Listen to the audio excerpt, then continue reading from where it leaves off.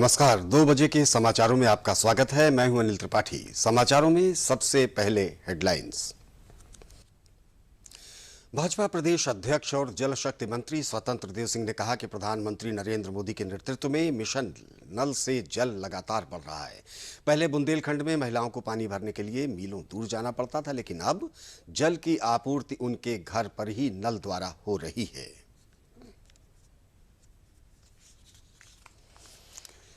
लखनऊ के इंदिरा गांधी प्रतिष्ठान में आज प्रदेश सरकार में जल शक्ति मंत्री स्वतंत्र देव सिंह ने इंडियन ऑयल के तेल बचाओ अभियान का शुभारंभ किया। यह अभियान 11 अप्रैल से 30 अप्रैल तक चलेगा। इस कार्यक्रम को संबोधित करते हुए जल शक्ति मंत्री ने कहा कि इस अभियान से ईंधन बचाने में मदद मिलेगी, साथ ही एथेनॉल को पेट्रोलियम उत्पादों में कैसे इस्तेमाल करें, इसके रोड मैप पर चर्चा होगी।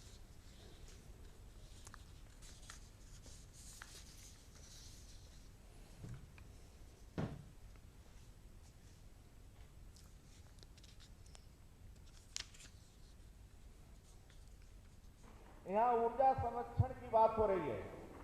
मैं भी जल शक्ति मंत्री हूँ, तब मैं कहा मेरी भी इच्छा है कि जल संचय भी होना चाहिए, जल की बचत होनी चाहिए। अब यह बिजली ये जल रहा है तो ये कार्बन भी छोड़ रहा होगा। अब इस कार्यक्रम में कार्बन छोड़ रहा है, इस कार्बन को कंट्रोल करने के लिए क्या करना चाहिए? तो वृक्षारोपण करना चाहिए, वृक्ष लगाना चाहिए। यदि वृक्ष हम नहीं लगाएंगे तो ये वातावरण को प्रदूषित करेगा, मेरा जीवन संकट में होगा, मैं बच नहीं सकता हूं, हवा और पानी शुद्ध नहीं होगा। इसलिए सभी कार्यक्रम गोष्ठियां महत्वपूर्ण होता है। और यहां से जाने के बाद तनिक भी आप सतर्क रहते हैं और जीवन में थोड़ा सा भी बदलाव लाते हैं तो आप देश के और राष्ट्र के ऊपर, दुनिया के अंदर इस राष्ट्र का सम्मान बढ़ाते हैं। कोरोना की रफ्तार देश भर में सुस्त होती जा रही है। देश में पिछले 24 घंटों में कोविड-19 के 861 नए मामले दर्ज किए गए। इस दौरान 929 लोगों ने कोरोना महामारी को मात भी दी। देश में साप्ताहिक पॉजिटिविटी रेट कम होकर 0.23% आ गया है, जबकि दैनिक पॉजिटिविटी रेट घटकर 0.32% पर पहुंच गया। देश में अब भी कुल सक्रिय मरीजों की संख्या 11,058 है। अब तक कोरोना महामारी को मात देकर ठीक होने वालों की संख्या भी बढ़कर 4,25,03,383 हो गई है।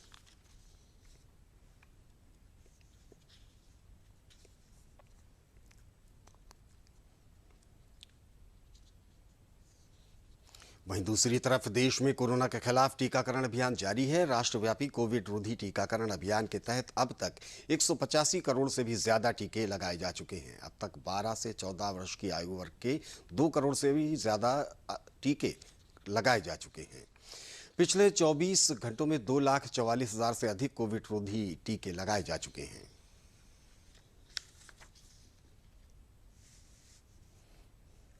सामाजिक न्याय पखवाड़ा के अंतर्गत बागपत के जौहरी गांव में जिला किसान सम्मेलन का आयोजन किया गया, जिसमें बढ़ चढ़कर किसानों ने हिस्सा लिया।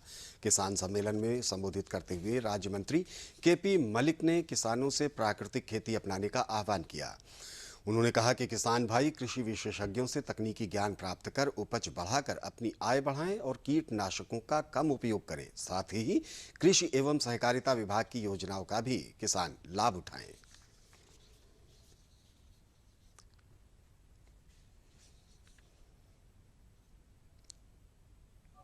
भारतीय जनता पार्टी का एक अभियान है कि किसान की आमदनी बढ़ाने का, और उसी के संदर्भ में आज हमारे आजाद सिंह पंवार जी जो डायरेक्टर हैं कृषि रक्षा अनुसंधान प्रणाली केंद्र में, वो भी यहाँ पर आए हुए हैं। इसी तरीके से उषा इंस्टीट्यूट का मैं बोर्ड ऑफ मैनेजमेंट का मेंबर हूँ, वहाँ के साइंटिस्टों का भी हमने कार्यक्रम 1-2 जगह करा लिए। तो किसान को नई तकनीकी की जानकारी, कम से कम पेस्टिसाइड्स इस्तेमाल हो, ताकि आदमी का जीवन भी बचा रहे, स्वास्थ्य के प्रति भी एक जागरूकता का माहौल बने और अच्छे नई नई टेक्नोलॉजी के बीज किसान इस्तेमाल करें। ये सब चीजें हम लोग प्रयास कर रहे हैं। किसानों को जानकारी दी गई कि भविष्य में हम कैसे अपनी जमीन को ज्यादा उपजाऊ कर सकते हैं। हमारे आदरणीय योगी जी ने समय के अनुसार जो योजनाएं दी उनका लाभ कैसे उठा सकते हैं और कैसे कीटनाशक दवाइयों से हम अपना बचकर अपना जीवन बचा सकते हैं। ये सब जानकारी मैंने और मेरे साथ आए अपने राम कुमार सहरावत जी और अन्य सभी जिला अध्यक्ष और सभी साथियों ने, अपने जिले के जिला अध्यक्ष ने, सभी हमने जानकारी। ये किसान मोर्चा का एक कार्यक्रम था जिसमें किसानों की दुगनी आमदनी के लिए और किसानों की जो कीटनाशक दवाइयों के लिए उसके लिए बताया गया है। प्रदेश के समाज कल्याण मंत्री असीम अरुण ने कन्नौज जिले की स्वास्थ्य व्यवस्था की हकीकत जानने के लिए सांसद सुब्रत पाठक के साथ विनोद दीक्षित चिकित्सालय का औचक निरीक्षण किया। निरीक्षण के दौरान उन्होंने अस्पताल में घूमकर इलाज के संसाधनों को देखा। अस्पताल में मौजूद एक वृद्ध की व्यथा सुनकर मंत्री असीम अरुण ने तत्काल अधिकारियों को मदद के निर्देश दिए। मंत्री असीम अरुण ने वृद्धाश्रम का भी औचक निरीक्षण किया। मीडिया से बात करते हुए मंत्री असीम अरुण ने कहा कि सरकारी अस्पतालों में इलाज के संसाधनों को और मजबूत किया जाएगा। इमरजेंसी स्वास्थ्य सेवाएं अच्छी होना चाहिए पूरे कन्नौज में। और पीछे एक घटना हुई थी तो इत्तेफाक से मैं आया तो पाया विनोद दीक्षित की इमरजेंसी जो है वो ठीक से संचालित नहीं थी। लेकिन मुझे खुशी है कि सीएमओ साहब ने, समस्त स्टाफ ने मेहनत की है और आज आदरणीय सांसद जी सुब्रत भैया और मैंने जब इसका औचक निरीक्षण किया तो सफाई भी अच्छी है, डॉक्टर आदि स्टाफ भी हैं, पलंग बेड वगैरह भी सब कुछ ठीक है और हम समझते हैं कि दवाइयाँ भी सब हैं। तो मूल रूप से जो समाज के पायदान पे के अंतिम पायदान पे हमारे साथी खड़े हैं, हमारी आपकी सबकी जिम्मेदारी है कि उनकी मदद करें। और जो यहाँ पे डूडा का रैन बसेरा बना है जिसमें फूड बैंक की स्थापना की गई है, उसका भी संचालन बहुत अच्छा हो रहा है और ये इसी भाव से सरकार ने ये शुरू किया था। भोजन की कमी थी तो स्वयंसेवी संस्थाएं मिल करके ये भोजन की व्यवस्था भी कर चुकी हैं, तो ये बहुत खुशी की बात है। चाहे आम लोगों तक शासन की सभी सुविधाएं पहुँचें और खासकर स्वास्थ्य सुविधाओं में पहले से अच्छा काम हो, तो इसको लेकर मंत्री जी मुझे लगता है कि जब से विधायक बने हैं हर हफ्ता कम से कम उन्होंने एक दौरा यहाँ के ऊपर किया है। और आज जब हम लोग देखने आए तो वास्तव में पहले से अब में ज़मीन आसमान का एक अंतर यहाँ पर दिखाई पड़ा है। यहाँ के कर्मचारियों में पहले से अधिक गंभीरता आई है, साफ़ सफाई में भी पहले से अधिक साफ़ सफाई हुई है, पहले से अधिक सभी सुविधाएं, सभी बेड, सभी कुछ दुरुस्त है। और ये फूड बैंक भी माननीय मंत्री जी के एक विशेष प्रयासों से यहाँ के ऊपर शुरू हुआ। एक अच्छी पहल एक यहाँ के आधार पर है जहाँ के ऊपर एक निःशक्त लोग, कमज़ोर लोग, वरिष्ठ लोग, इस प्रकार के लोग यहाँ के ऊपर आकर भोजन करते हैं। होमगार्डों के लिए कुछ नया करने और ड्यूटी के दौरान दी जाने वाली सुविधाओं के साथ उनके मन की बात को सुनने के लिए ताज नगरी आगरा में सीधा संवाद कार्यक्रम आयोजित किया गया। कार्यक्रम का शुभारंभ प्रदेश सरकार के कारागार एवं होमगार्ड राज्य मंत्री धर्मवीर प्रजापति द्वारा किया गया। इसके बाद उन्होंने होमगार्डों से सीधा संवाद कर उनके मन की बात और समस्याओं को सुना। इस दौरान होमगार्डों ने ड्यूटी के दौरान थानों में बैठने का स्थान दिए जाने का विषय भी प्रमुखता से रखा। इस पर धर्मवीर प्रजापति ने जल्द ही होमगार्डों के थाने में बैठने की व्यवस्था कराने का आश्वासन दिया।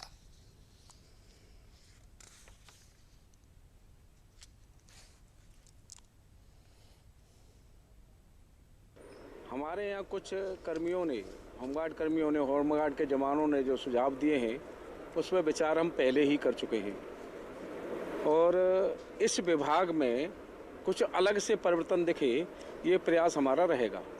अभी हमारी जो 100 दिन की कार्य योजना है उसमें हमारे ये पॉइंट हैं, इसको हम प्रायोरिटी पे लेकर के काम करेंगे। थाने में हमें भी पता है कि थानों में इनकी अलग से कोई बैठने की व्यवस्था नहीं है। इस पे कार्य योजना में हमारी में 100 दिन की कार्य योजना में ये है, हमने रखा है और इसे आगे बढ़ाएंगे।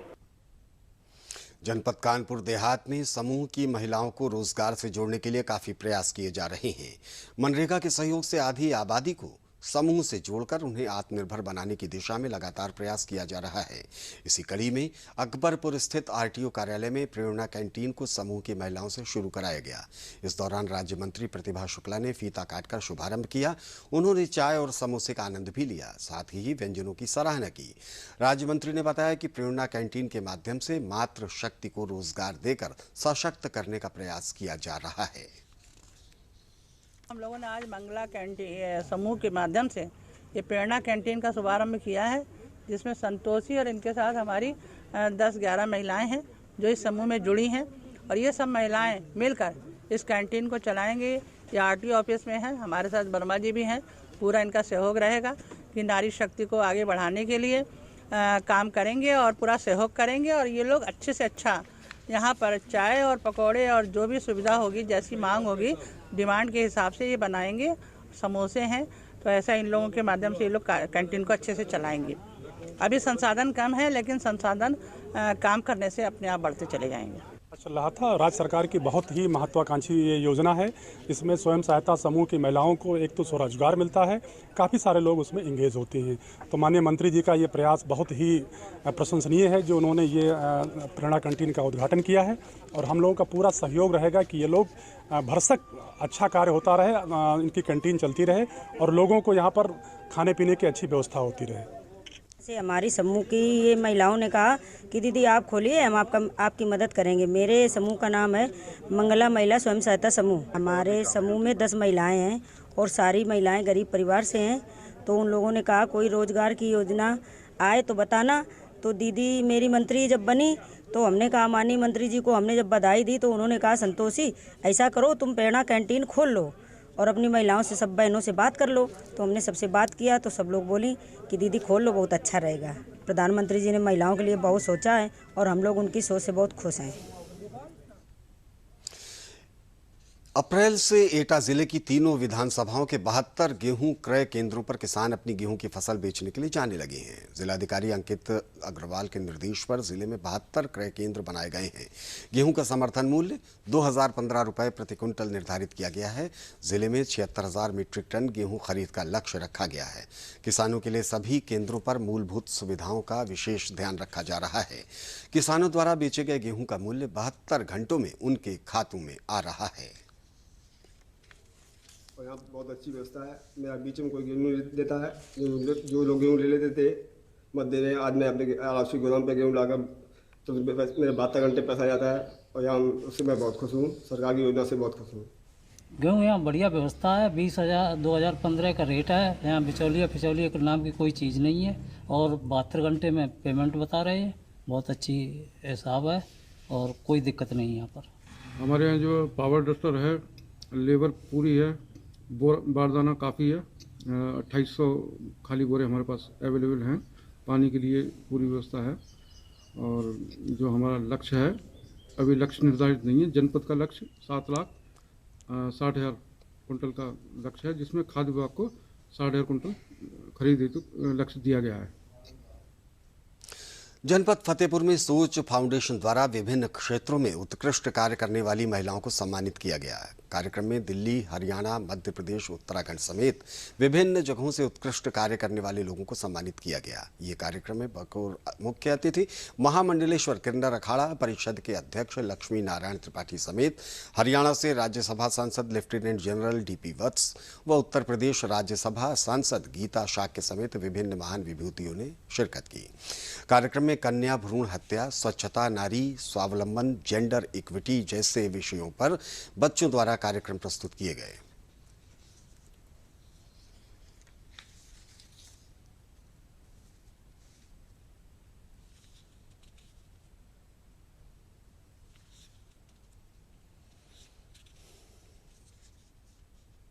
कार्यक्रम ग्रामीण या कार्यक्रम करवाना ही बहुत बड़ी बात है और आज ये कार्यक्रम करवा रहे हैं तो ग्रामीण ये छोटा जिला ज़रूर हो पर ये जिला बहुत सुंदर है और इसकी अपनी महत्वता है। एक तरफ गंगा है, एक तरफ यमुना जी हैं और प्राचीन मंदिरों का शहर है और फतेहपुर अपने आप में एक बहुत ऐतिहासिक जगह है।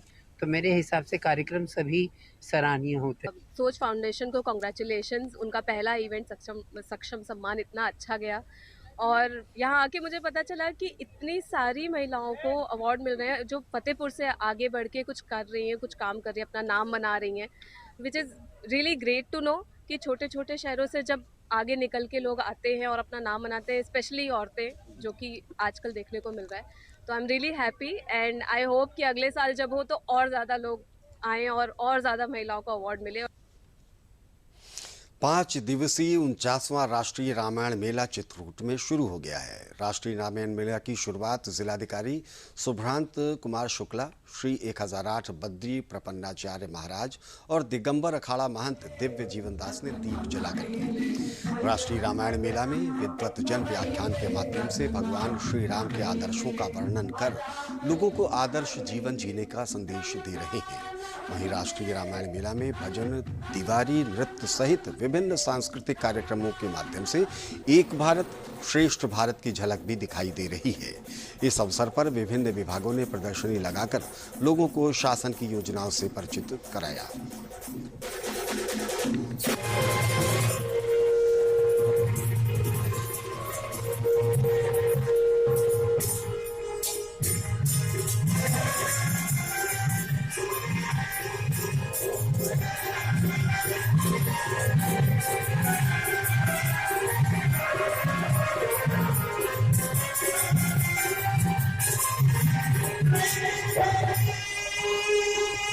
एकत्व भाव सदा सर्वदा हमें सुखी और राजसुख की संप्राप्ति कराएगा। इस प्रकार से ये रामायण मेला बहुत ही सुंदर है और इसके माध्यम से जनता जनार्दन को, समाज को, देश को, राष्ट्र को, सभी को एक भावनात्मक सीख निर्देशन प्रदान किया जाता है कि इस प्रकार से आप यदि जीवन को जिएंगे तो निश्चित रूप से कभी भी आपके जीवन में दुख का प्रवेश नहीं होगा, सुख का ही प्रवेश होगा। जनपद चित्रकूट उत्तर प्रदेश के इस विभाग में 49वां राष्ट्रीय रामायण मेला आज आपने देखा कि सायंकाल ये प्रारंभ हो गया है और ये आने वाले 4 दिवसों में विभिन्न ये समयों पर कुछ इसमें कार्यक्रम आयोजित होंगे और इसमें राम के जो बहुत सारे रूप हैं उसको यहाँ पे उनकी चर्चा की जाएगी और बहुत सारे लोग जो इसमें आ रहे हैं उसका लाभ उठाएंगे। इसके साथ ही एक जो है सूचना विभाग की और अन्य हमारे शासकीय विभागों की एक प्रदर्शनी भी लगाई गई है। इसके माध्यम से हम जन सामान्य जो यहाँ पे आ रहे हैं उनको विभिन्न सरकारी योजनाओं के बारे में, उनसे जो होने वाले लाभ हैं या उन योजनाओं का कैसे हम लाभ उठा सकते हैं, हम उसको भी उन्हें बताने का प्रयास कर रहे हैं। एक बहुत ही आपने देखा होगा कि एक अच्छा एक आयोजन यहाँ पे राष्ट्रीय रामायण मेला का यहाँ आज से प्रारंभ हो रहा है, जिसमें काफ़ी लोग धीरे धीरे आके प्रतिभाग कर रहे हैं। जनपद बलरामपुर में कल 9वीं तिथि को मर्यादा पुरुषोत्तम भगवान राम का जन्मोत्सव बड़े ही धूमधाम से मनाया गया। दिन भर प्रमुख मंदिरों में पूजन, भजन, कीर्तन और निजी विद्यालय में जन्मोत्सव के सांस्कृतिक कार्यक्रम किए गए। मुख्यालय पर सायंकाल विश्व हिंदू परिषद द्वारा नगर में भव्य शोभा यात्रा निकाली गई। शोभा यात्रा झारखंडी मंदिर से निकाली गई, जो नगर के प्रमुख मार्गों से होते हुए रामलीला मैदान में आरती और पूजन के साथ समाप्त हुई।